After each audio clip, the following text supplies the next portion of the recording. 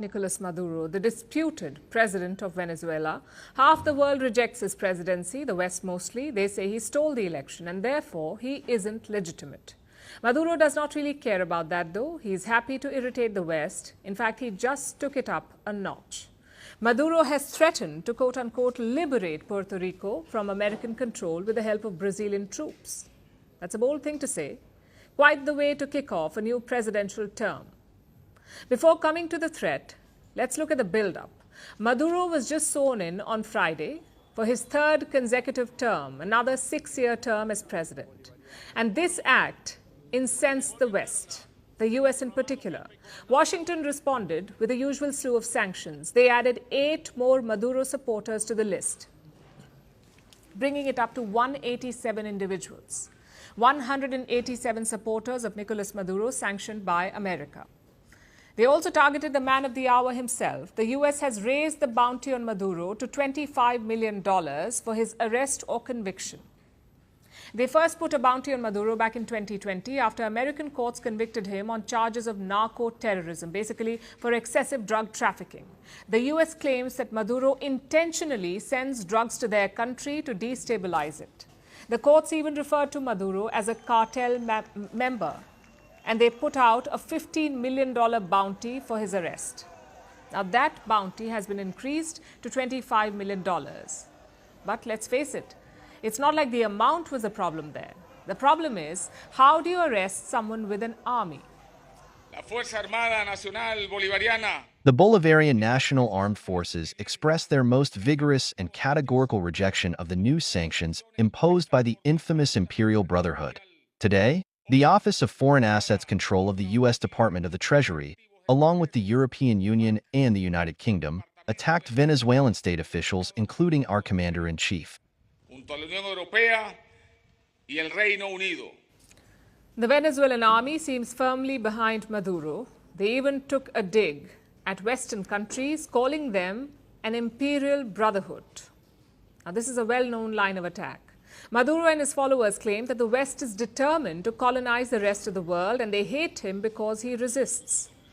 Now, to his credit, the colonization argument is a good one. The US just imposed more sanctions on Venezuela, but guess what they did not sanction this time around? Venezuelan oil. Why was this administration hesitant to apply further sanctions to the oil and gas industry there? That's still being investigated in terms of what impact it would have and whether or not it would just be replaced by Iran or any other country. So it matters what would happen afterwards. I had a long discussion again with the man who should be appointed president on that score, but since I didn't have a clear answer to what that would be, if I had more time, I may very well do that, but I didn't have enough data to make that judgment. Biden did not sanction Venezuelan oil. He has passed the buck to Donald Trump, the incoming president. It is not a great look, and it gives weight to Maduro's claims of imperialism.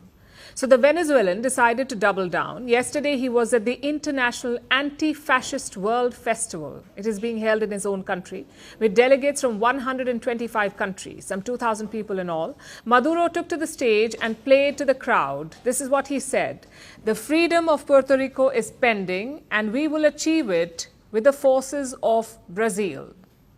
Interestingly, Brazil has not said a word about this. Maduro was basically pandering to his audience. He spoke about a famous Brazilian general who helped Simón Bolívar liberate Colombia and Venezuela. So the Brazil bit was just to hype up the crowd.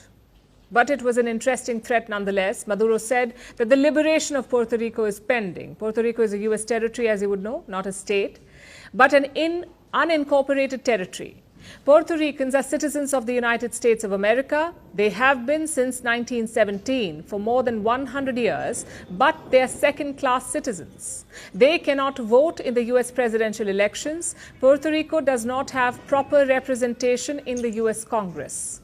just a token observer with no voting powers.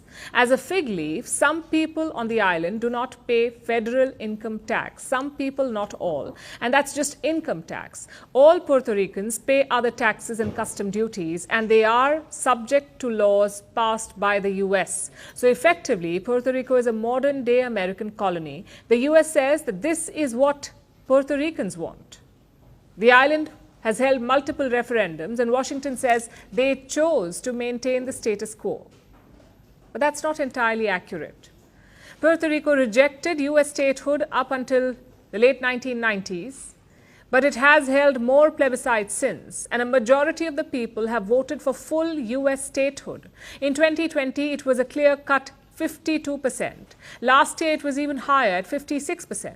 It is evident that younger generations want Puerto Rico to become a full state, but somehow Washington has always found excuses to avoid this, to keep the island in some semi-autonomous limbo. It is textbook colonialism. Maduro is correct about that. But his threat to invade, to liberate Puerto Rico is hollow. He's not sending his army anywhere. It is too much risk at a time when there's still a lot of resistance to his presidency at home. And to be clear, the US would decimate the Venezuelan forces if they entered Puerto Rico. But even though Maduro was probably joking, he raised an important point. How long will Puerto Rico stay in limbo? How long until they are granted true equality? Until the US rectifies this international embarrassment, opponents of the West will always be able to highlight the hypocrisy.